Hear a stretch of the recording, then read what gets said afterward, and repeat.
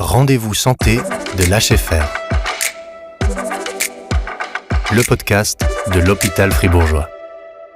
Bienvenue dans ce podcast dédié aux soins des pieds diabétiques. Cet enregistrement a lieu dans le contexte d'une table ronde au centre de santé du Sud fribourgeois site de Ria, le 10 octobre 2024.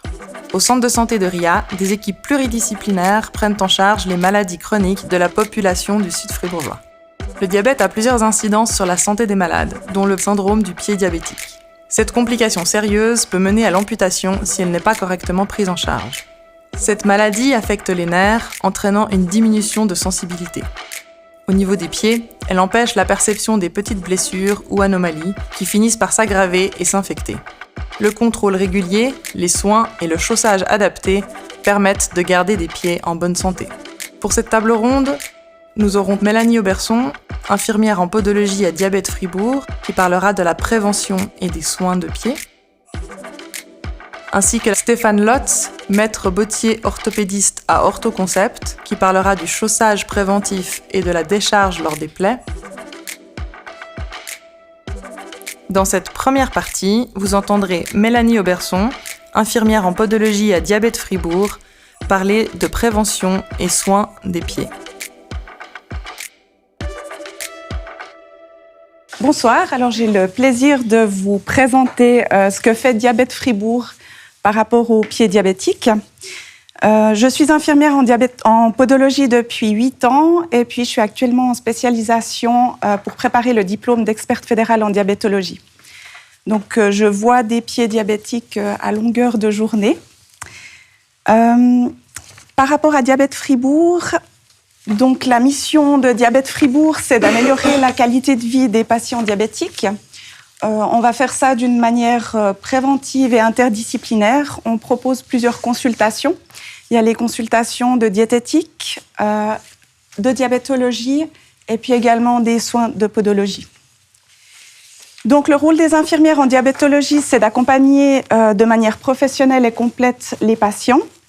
Elles vont aider aussi les patients à mieux gérer leur diabète et puis avec un focus sur tout ce qui est de la prévention et l'éducation. Ce sont des infirmières qui sont spécialisées et qui vont justement faire une approche vraiment globale de la prise en charge. Ensuite, il y a aussi donc les infirmières en podologie. Là, on va uniquement traiter ce qui est du soin de pied. On va prodiguer des soins qui sont spécialisés. On va aussi enseigner aux patients tout ce qui est des auto-soins, de voir comment prévenir les complications, détecter aussi les signes de lésions. Et puis, l'idée, c'est vraiment d'intervenir rapidement et d'éviter les situations complexes. Donc, pour cela, on va faire des évaluations complètes lors de la première consultation. On va vraiment faire le tour de la situation et voir tout ce qui est en fait problématique dans la situation. Cette évaluation, elle va être refaite tous les 6 mois. D'une part, c'est une demande des assurances et puis d'autre part, ça nous permet vraiment d'avoir un suivi qui est rigoureux et de qualité. Puis ça nous permet vraiment de refaire le point régulièrement de manière vraiment globale. Dans cette évaluation, on va prendre en compte s'il y a déjà eu des plaies précédemment. On va voir l'état de la peau, on va aussi voir l'état des ongles, évidemment, et puis l'évolution aussi des déformations. On fait notamment une photo du pied lors de la première consultation, ce qui nous permet aussi d'évaluer un petit peu comment ça évolue au fil du temps, ou s'il y a tout à coup une apparition d'une lésion ou de quelque chose qui nous questionne. On peut aussi refaire le point sur la première image qu'on avait de la situation.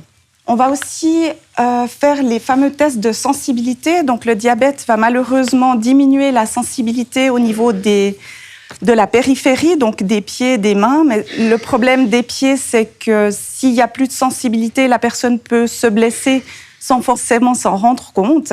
Du coup, nous, on va mettre un chiffre sur cette sensibilité où on a 2 ustensiles, 2 instruments qu'on utilise pour vérifier cette sensibilité. Donc, d'une part, le diapason et d'autre part, le monofilament. Ça va aussi nous permettre de chiffrer le risque où on va catégoriser le pied dans un risque faible, augmenté, élevé ou même très élevé. On va également faire une palpation des poux pour voir s'il y a des problèmes au niveau vasculaire. Et puis, en lien avec ces résultats et l'évaluation, on va pouvoir planifier les prochains rendez-vous pour faire les prochains soins en fonction de tout ce qu'on a vu. Donc, ce n'est pas juste une idée de finalement, je pourrais venir dans 2 mois, dans 3 mois. Non, il y a vraiment une réflexion là derrière et une observation de qu'est-ce qui se passe au niveau du pied. Donc, ce que offre Diabète Fribourg, ce sont des soins de podologie. Donc, on coupe les ongles, on traite tout ce qui est des ongles incarnés, des ongles épaissis, et puis on fait aussi les soins de la peau. Donc, tout ce qui est de l'hyperkératose, ça c'est ce qu'on appelle la corne ou les callosités.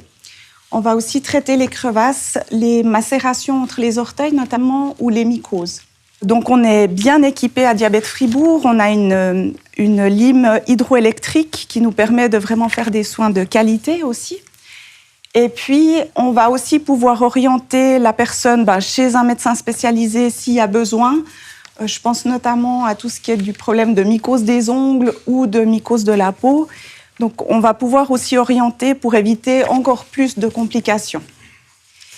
Et puis, au-delà de ça, donc, il y a le soin technique qui nous prend quand même pas mal de temps, mais durant toute la consultation, on va également faire beaucoup de conseils. Donc, c'est du conseil infirmier par rapport à l'hydratation de la peau. Il faut savoir qu'un des problèmes majeurs du pied diabétique, c'est une sécheresse très importante. Donc, on va vraiment orienter la personne à prévenir les complications liées à ça.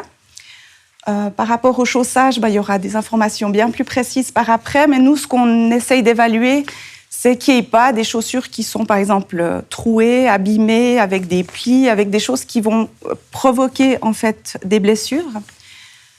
Quand on voit au niveau de la peau qu'il y a énormément de frottements, de callosité, on va aussi orienter la personne à réfléchir à des semelles orthopédiques ou des chaussures orthopédiques. Dans ce cas-là, on va informer le médecin qui traite le patient de probablement envisager un suivi après pour des semelles ou des chaussures ortho.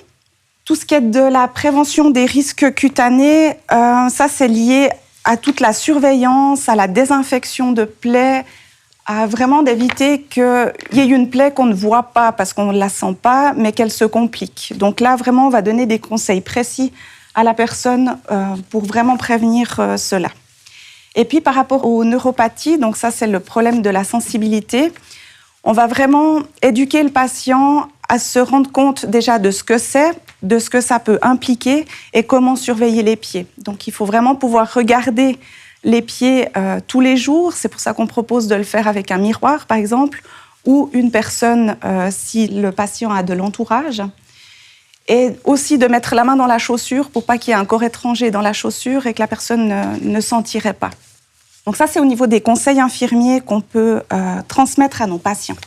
Comme je le disais avant, il y a toute une collaboration qui se fait avec le médecin traitant et puis également avec les soins à domicile. Donc ça peut être soit le réseau santé de la Gruyère, soit les infirmières indépendantes. Si je découvre une situation, par exemple, si je sais qu'il y a les soins à domicile, mais qu'on pourrait optimiser la prise en charge, je vais informer le réseau santé de qu'est-ce qui pourrait être fait de manière plus optimale pour vraiment que les conseils suivent et puis que la prise en charge soit vraiment de qualité. Par rapport aux médecins traitants, il y a toute une collaboration, notamment en cas de problématique où justement ces photos qu'on fait au départ, on va pouvoir évaluer qu'est-ce qui se passe ce jour-là quand il y a un problème.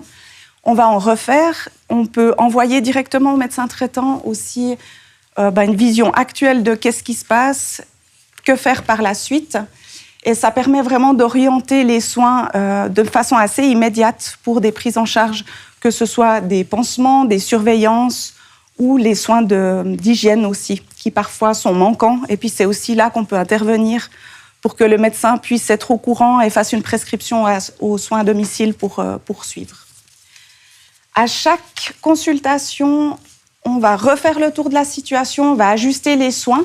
C'est pas parce que lors de la première consultation, on a dit « OK, on va vous revoir toutes les 6 à 8 semaines » que ça va vraiment être fixe. Si la fois d'après, la personne vient et puis on se rend compte que non, il faut vraiment qu'on se revoie plus proche, de manière plus proche, on va pouvoir réadapter et puis vraiment chaque fois adapter en fonction de qu'est-ce qui se passe sur le moment. Alors, comment les patients sont adressés à Diabète Fribourg? En fait, c'est sur prescription médicale, donc une ordonnance. Ce n'est pas la même ordonnance que pour un médicament ou un physio. C'est une ordonnance qui est particulière pour les soins de podologie à Diabète Fribourg.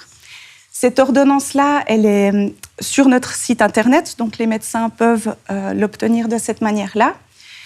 Dans l'équipe des médecins, donc je pense souvent aux médecins traitants, il y a les endocrinologues diabétologues qui peuvent aussi nous proposer des patients.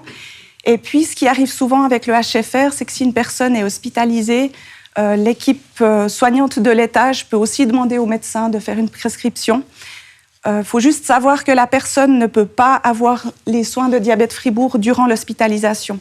Donc, même ici, si les patients sont hospitalisés à l'étage, c'est pas possible d'avoir les soins durant cette période.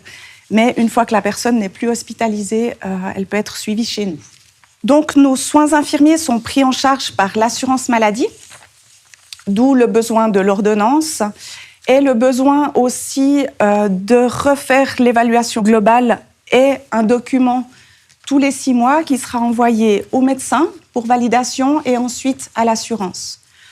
Et puis, cette documentation qui est faite tous les 6 mois, c'est pour donner l'idée du nombre de consultations qui seront faites durant les 6 prochains mois.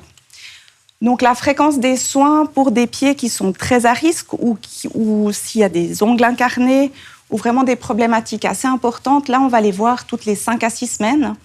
Et puis, j'ai quelques patients qui viennent beaucoup plus tardivement, tous les 3 à 4 mois, où là, c'est vraiment une surveillance, où on fait un soin, on peut réorienter les conseils.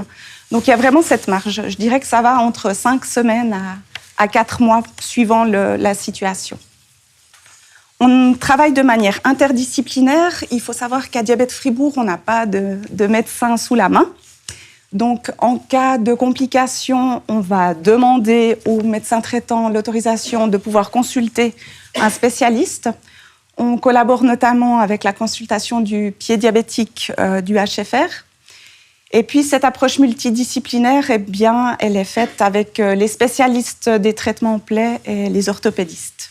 Donc là, c'est quand il y a des complications où on doit aller un peu plus loin. On va pouvoir faire donc on est infirmière, on va pouvoir faire un pansement de base ici dans la consultation. Mais après, pour tout ce qui est de la prise en charge des plaies, là, on va transmettre la situation à nos collègues. Donc, l'idée de Diabète Fribourg, c'est vraiment de faire une approche globale. Il faut aussi savoir qu'on a un mandat psychosocial. Donc, on ne fait pas juste de couper des ongles, de mettre de la crème et de traiter la corne. Donc, il y a vraiment une approche infirmière globale où on va se soucier de comment vit la personne avec son diabète, quels sont les soucis émotionnels actuels. Enfin, il y a vraiment une prise en charge très, très vaste, je dirais. On peut aussi donner des conseils par rapport à tout ce qui est du soutien financier, du soutien dans l'aide au ménage. Enfin, on va vraiment faire une photographie complète aussi de la situation. Puis là, c'est vraiment notre profession infirmière qui va jouer un rôle pour voir où c'est qu'il y a des besoins et puis qu'est-ce qu'on pourrait apporter à la personne comme conseil pour améliorer sa situation. Notre rôle concret en tant qu'infirmière en podologie, c'est de prévenir, soigner, protéger le pied diabétique. Et puis notre objectif vraiment, c'est d'améliorer la qualité de vie et de réduire ces fameuses complications qui peuvent survenir avec le pied diabétique. Merci beaucoup.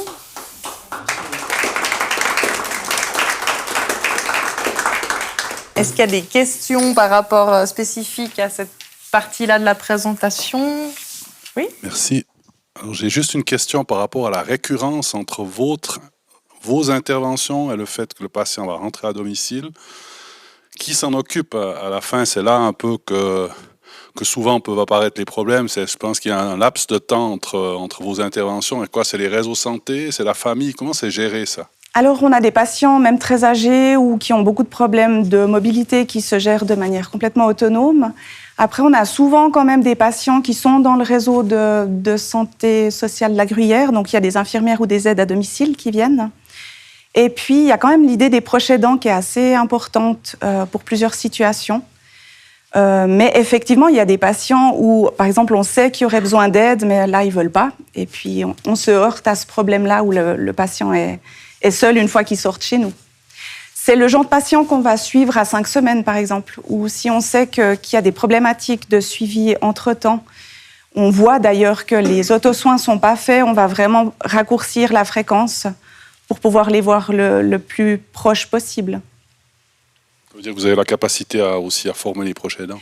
On ne le fait pas de manière directe. Ce que je peux dire par rapport à ça, c'est que durant les soins, s'il y a l'épouse de monsieur ou la compagne ou inversement dans les rôles, là, en général, quand je fais de l'éducation thérapeutique, je vais l'englober aussi dans la prise en charge.